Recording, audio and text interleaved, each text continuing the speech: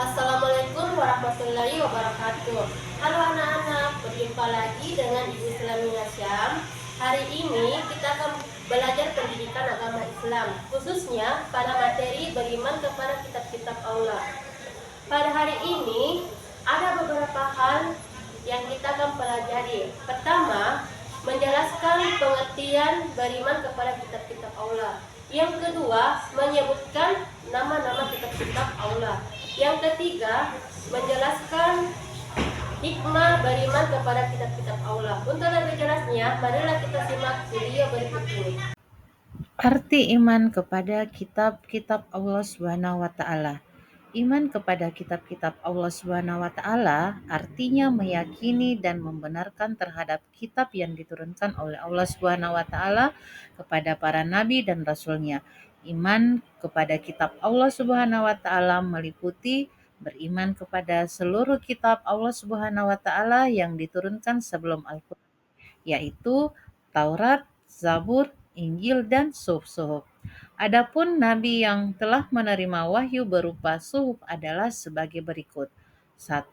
Nabi Adam alaihissalam. 2. Nabi Syed alaihissalam. 3. Nabi Idris alaihissalam.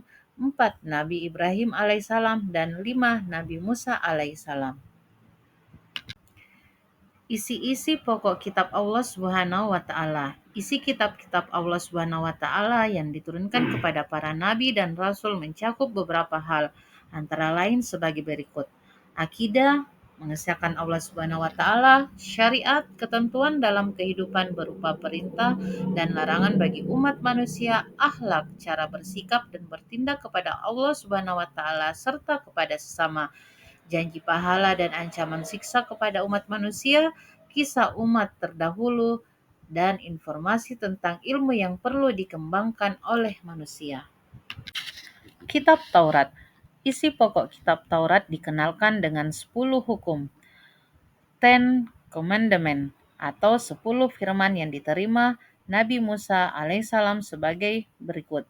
1. Mengakui keesaan Allah Subhanahu wa taala. 2. Larangan menyembah patung dan berhala karena Allah Subhanahu wa taala tidak dapat diserupai dengan makhluk. 3. Larangan menyebut Allah Subhanahu wa taala dengan sia-sia. 4. Memuliakan hari Sabtu. 5. Menghormati ayah dan ibu. 6. Larangan membunuh sesama manusia. 7. Larangan berzina. 8. Larangan mencuri. 9. Larangan menjadi saksi yang berdusta. 10. Larangan memiliki keinginan untuk menguasai hak orang lain.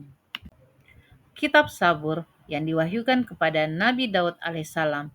Kitab Sabur tidak mengandung hukum-hukum atau syariat yang baru karena Nabi Daud alaihissalam mengikuti syariat yang diturunkan Allah Subhanahu wa taala kepada Nabi Musa alaihissalam. Kitab Zabur berisi kumpulan ayat-ayat yang suci. Kitab Sabur terdiri dari 150 surat berisi nasihat, kata-kata hikmah, dan puji-pujian.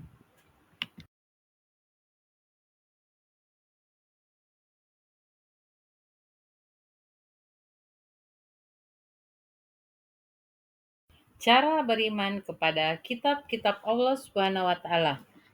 Meyakini dengan sepenuh hati. Yakin bahwa kitab-kitab Allah Subhanahu wa taala yang dibawa oleh para rasul itu benar-benar datang dari Allah Subhanahu wa taala. Membenarkan terhadap adanya kitab. Membenarkan adanya kitab Allah Subhanahu wa taala berarti tidak ada keraguan sedikit pun dalam hatinya terhadap kitab Allah Subhanahu wa taala yang telah diturunkan kepada para nabi dan rasulnya. Memahami kandungan kitab Allah Subhanahu wa taala. Kitab Allah Subhanahu wa taala sebagai pedoman hidup artinya akan menjadi benar dalam menjalani hidup jika berpedoman pada kitab Allah Subhanahu wa taala. Mewujudkan dalam bentuk sikap dan tindakan dalam kehidupan sehari-hari. Jika mengamalkan Al-Quran dengan sepenuh hati, berarti sudah termasuk mengamalkan isi kandungan kitab-kitab sebelumnya, karena semua sudah disempurnakan dalam Al-Quran. Menjadi generasi yang mencintai Al-Quran. Mencintai Al-Quran. Tidak ada alasan selaku generasi Muslim untuk tidak mencintai Al-Quran, karena di dalamnya penuh inspirasi yang menuntun ke arah kebaikan. Cara menampilkan sikap mencintai Al-Quran sebagai kitab Allah Subhanahu wa Ta'ala adalah dengan membaca Al-Quran secara rutin, memahaminya, dan mengamalkan isinya dalam kehidupan sehari-hari. Menjadi generasi yang mencintai Al-Quran. Ciri-ciri generasi cinta Al-Quran: memiliki kemampuan kuat untuk senantiasa membaca dan mengetahui isi kandungan Al-Quran. Senantiasa merasa tenang dalam hatinya setelah membaca Al-Quran, sebab ada hubungan hati, perasaan, dan sikap terhadap yang dicintai, yakni Al-Quran.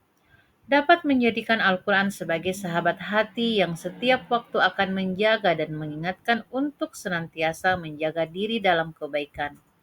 Menjadikan nilai-nilai Al-Quran sebagai pendorong dan inspirasi dalam meningkatkan kualitas keilmuan dan menjadi pelopor terdepan dalam kebaikan. Rela berkorban untuk kemuliaan Al-Quran dan menjadikan penuntun dalam kehidupan sehari-hari sehingga menjadi pribadi yang santun dan menghargai sesama.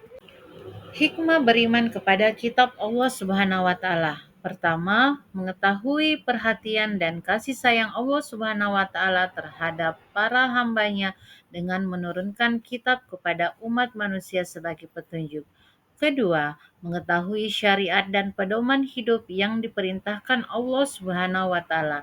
Ketiga, hidup menjadi lebih terarah dan tidak tersesat dalam menjalaninya. Demikian pembelajaran kita pada hari ini. Assalamualaikum warahmatullahi wabarakatuh.